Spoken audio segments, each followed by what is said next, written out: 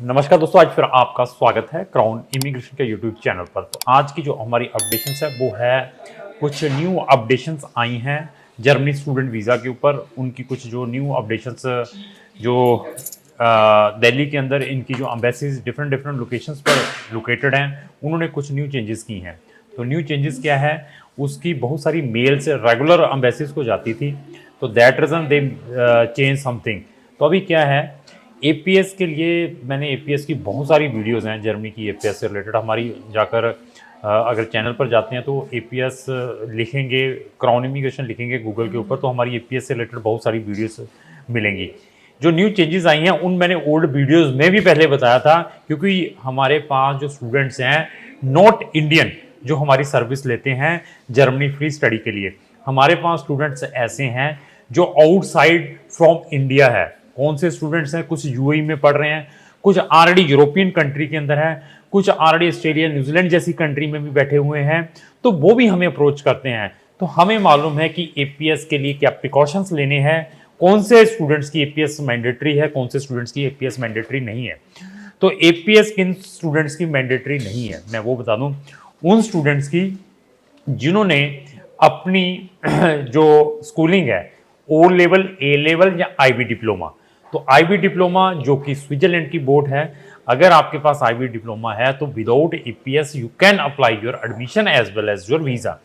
तो O level, ए level क्या है, ऑर्डिनरी और एडवांस लेवल मीन्स अगर आपकी जो स्कूलिंग है यूके बोर्ड्स हैं जिसको हम जीसीएसई बोर्ड कहते हैं, तब भी आपको एपीएस की रिक्वायरमेंट नहीं है।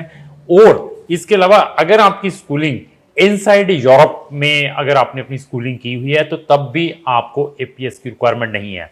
और इसके अलावा अगर आप जर्मनी में पीएचडी करने के लिए जाते हैं, जहां आपको जर्मनी में आपको कंप्लीट स्कॉलरशिप मिला है, तब भी उस केसेस में भी एपीएस की रिक्वायरमेंट नहीं है। तो अभी ये सारी की सारी चीजें आप चेक कर सकते हैं। आप इंडियन स्टूडेंट हैं और ऑलरेडी इनसाइड कहां पर है, यूरोप के अंदर हैं, आपकी सारी स्कूलिंग इंडिया से हुई है, लेकिन आपने वहां पर अपनी जो बैचलर डिग्री है यूरोप से कर ली हुई है, अभी मास्टर कहां जाकर करनी है, जर्मनी में करनी है, उस केस में भी एपीएस रिक्वायरमेंट नहीं है।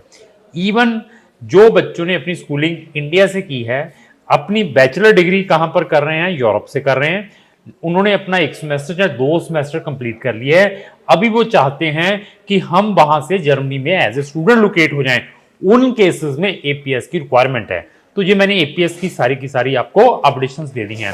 अभी आते हैं आईएलटीएस के ऊपर। तो आईएलटीएस की जो कंडीशंस हैं अभी इसके अंदर, चाहे आपके पास आईएलटीएस है चाहे आपके पास पीटी है, उसकी जो वैलिडिटी है चेकलिस्ट के अंदर 1 साल की मेंशन की है। तो ये भी थोड़ा सा माइंड में रखना है।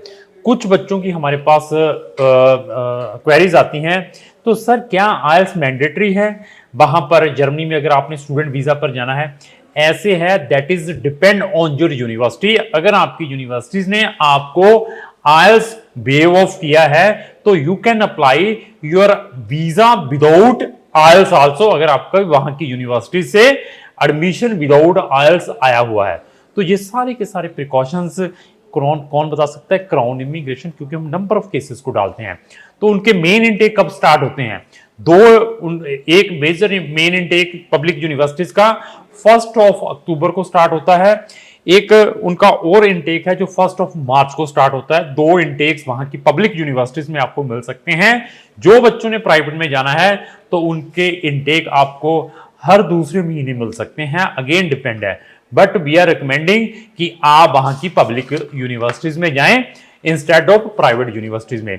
अभी न्यू जो अपडेशंस आई हैं, वहां की जो यूनिवर्सिटी है मुनिक टीयूएम, उसने अपनी फीस इंट्रोड्यूस करती है। वहां की जो लीडिंग यूनिवर्सिटी है, पब्लिक यूनिवर्सिटी है, तो उनकी जो फीस भी 4,000 यूरो पर सेमेस्टर की है।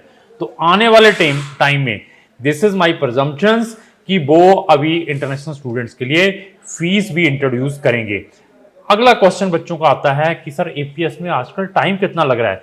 2 मंथ से लेकर 6 मंथ आज की डेट में भी एपीएस का टाइम लग रहा है उन केसेस के ऊपर जिनकी स्कूलिंग या जिनकी डिग्री आज से 5-5 साल पहले, 3-3 साल पहले की हुई है। जिन बच्चों की एजुकेशन रिसेंटली पास आउट हैं तो उनके जो एपीएस है प्रोसेसिंग टाइम कम है, क्योंकि उनका एवरीथिंग ऑनलाइन मिल जाता है। तो ये भी आपने प्रिकॉशंस लेने हैं। वहाँ का जो ग्रेडिंग सिस्टम है जर्मनी का, मैंने फिर बताया, we are very technical, maximum 4 है। जैसे हमारे 100 चलता है, वहाँ पे 4 मैक्सिमम ग्रेडिंग सिस्टम चलता है। और कौन से स्टूडेंट का ग्रेडिंग सिस्टम आप जर्मनी ग्रेडिंग सिस्टम से कैसे कन्वर्ट कर सकते हैं, आपकी इंडियन एजुकेशन है, इंडियन एजुकेशन का ग्रेडिंग सिस्टम जर्मनी में कैसे कन्वर्ट करते हैं। नेपाल के स्टूडेंट हैं, नेपाल का एजुकेशन सिस्टम या grading system parallel to Germany मिलता जुलता है। आप बांग्लादेशी स्टूडेंट है, उनका भी लिटिल बिट मिलता है, पाकिस्तानी स्टूडेंट है, उनका भी लिटिल बिट मिलता है। तो हमें मालूम है कि आपका केस लेने से पहले आपके ग्रेडिंग सिस्टम को किस वे से कन्वर्ट करना है, उसको चेक करने के बाद आपको हम सजेस्ट करते हैं कि आपके जो एडमिशन आने के चांसेस हैं जर्मनी में कितने हैं। अभी आपका 4 में से 2.5 मीन्स जिस बच्चे के 72-75% है, जिसको 2.5 कहते हैं, तो मैक्सिमम चांसेस है ही और she will get the admission from German public universities. अभी जिस बच्चे का 2 है, मतलब 4 में से 3 है, या जिसका 2.6 है, 2.7, 8, 2.9, उनके जो चांसेस एडमिशन के कम हैं, लेकिन फिर भी हम उनको बता सकते हैं कि आपको एडमिशन आइदर बाइलिंगुअल में मिल सकता है, जर्मन या इंग्लिश में, या एंटायर इन जर्मन लैंग्वेज में मिल सकता है। वो किस वे से है, उसमें जिस बच्चे का जो ग्रेडिंग है 2.4, 2.3, 2 है, 1.5 है, maximum chances to getting the admission in the leading universities in Germany, क्योंकि हम एक्सक्लूसिवली वहां की पब्लिक यूनिवर्सिटीज को डील करते हैं। जर्मनी से रिलेटेड हमारी नंबर ऑफ वीडियोस हैं, उनको वॉच करें, उसके बाद डिसीजन लें कि आपने जो अपना केस है कौन से कंसल्टेंट के थ्रू जर्मनी का अप्लाई करना है। तो लास्ट में मेरी यही रिक्वेस्ट है कि अगर आपको जो मेरी वीडियो चलेगी उसको लाइक एंड शेयर करना ना भूलें। Thank you.